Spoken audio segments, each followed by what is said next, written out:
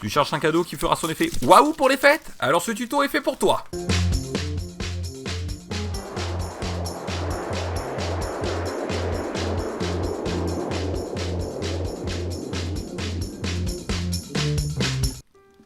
Hey, salut Mimimaker, j'espère que tu vas bien. Mais qu'est-ce que c'est au bord de l'eau? On dirait, eh bien oui, le renne. Ah non, c'est pas un renne, c'est tout simplement ma petite chienne. Et oui, comme vous le savez les amis, Noël approche à grands pas, il est temps de préparer bien vos cadeaux. Et ici, eh bien, je vous ai concocté tout simplement un tuto pour réaliser un cadeau assez extraordinaire. Vous aurez besoin tout simplement d'une Kinect, et oui, une Kinect Xbox 360 ou une Kinect récente, ça c'est à vous de choisir, et bien entendu d'un sujet. Donc ici voici bien ma petite chaîne qui va faire office tout simplement de sujet.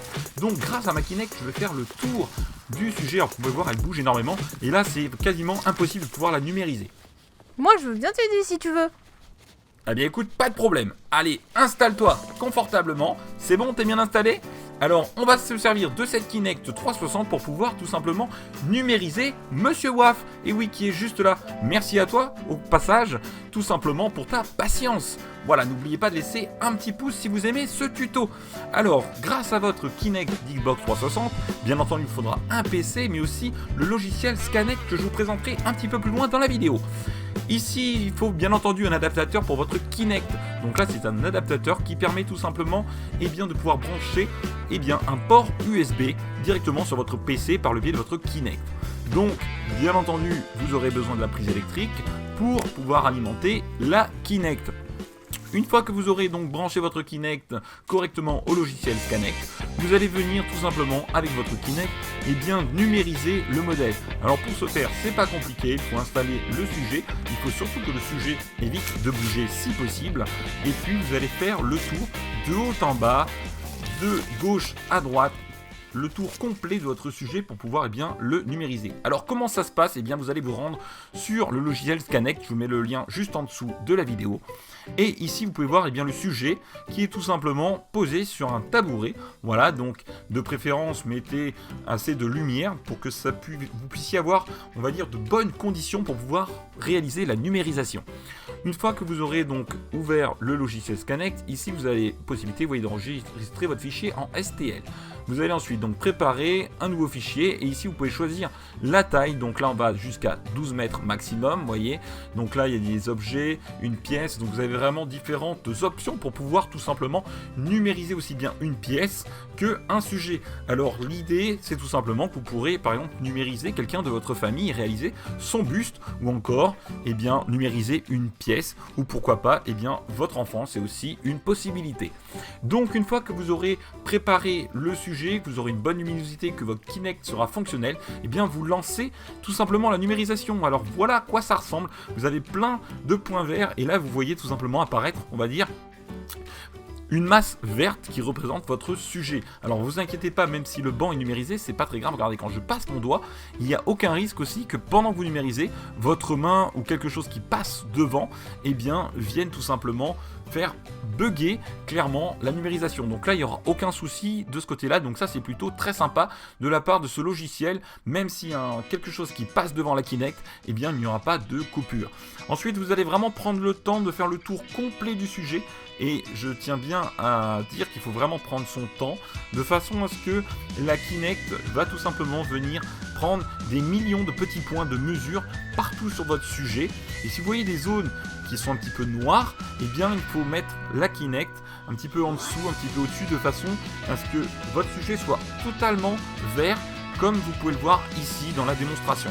Voilà, donc une fois que vous aurez pris un petit peu votre temps, vous aurez numérisé correctement l'objet en question. Donc si c'est une personne, bien entendu, vous pouvez choisir la taille de la numérisation. Donc pour ça, ça se fait bien entendu au début du logiciel, comme vous l'avez vu. Vous pouvez aller jusqu'à 12 mètres, donc c'est vraiment énorme. On peut vraiment numériser une pièce entière.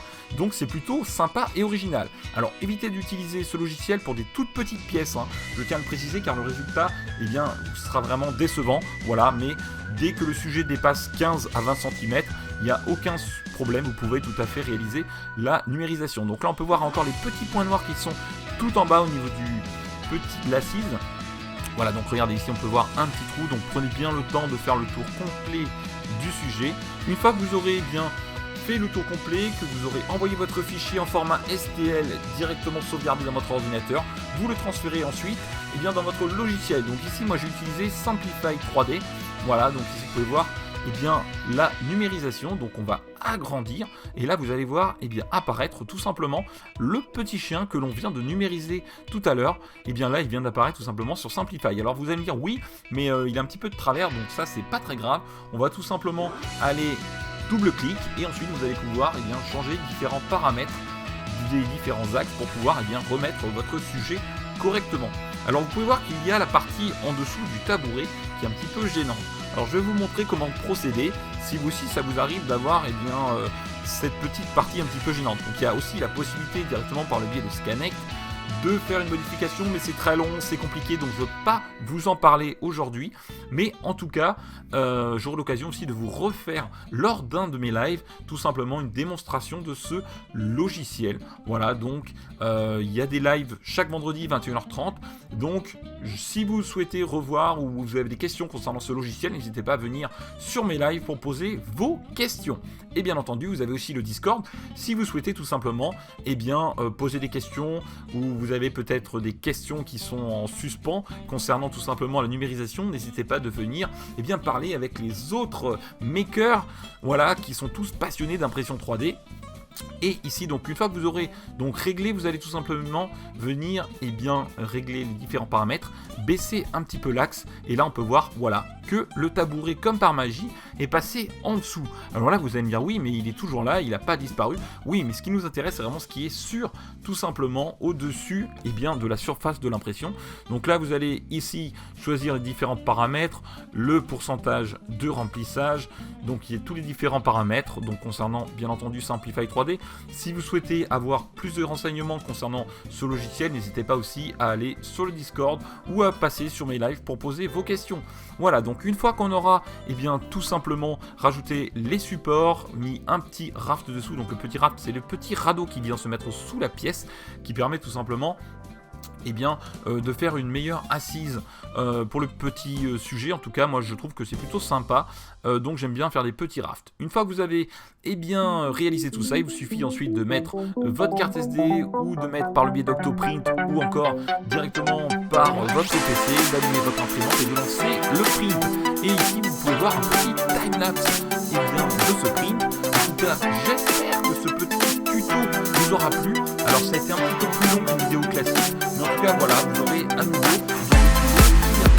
en 2018 sur la chaîne. Allez sur ce les amis, n'oubliez pas bien entendu de me suivre sur Snap si ce n'est pas déjà fait.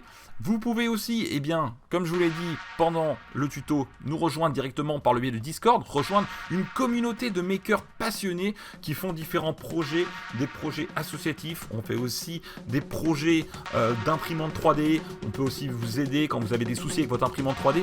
Enfin voilà, la communauté s'agrandit de jour en jour et encore un grand merci à tous les makers passionnés que vous êtes. N'oublie pas aussi de venir vendredi 21h30 sur le live de la chaîne Koité. Tu peux venir parler imprimante 3D et aussi bien rencontrer d'autres makers qui passent en live. Bah oui, c'est ça la particularité de mon live, c'est que toi, en tant qu'abonné, tu peux venir passer sur mon live pour discuter avec ton youtubeur préféré. Allez, sur ce, bonne fête de fin d'année à tous, à très bientôt, et sur ce, ciao les makers!